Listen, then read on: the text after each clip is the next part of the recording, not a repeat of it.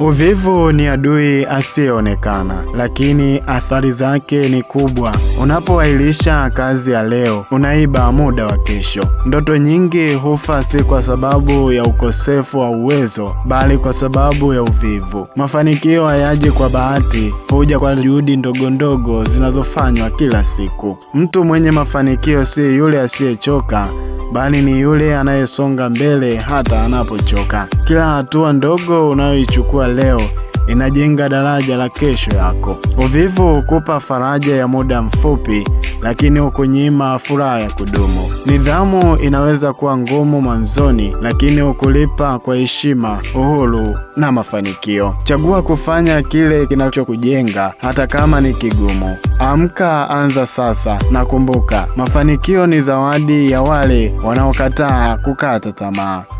Mimi ni Onesmo Mwalwebe. Usikose kulike, kushare na kucomment.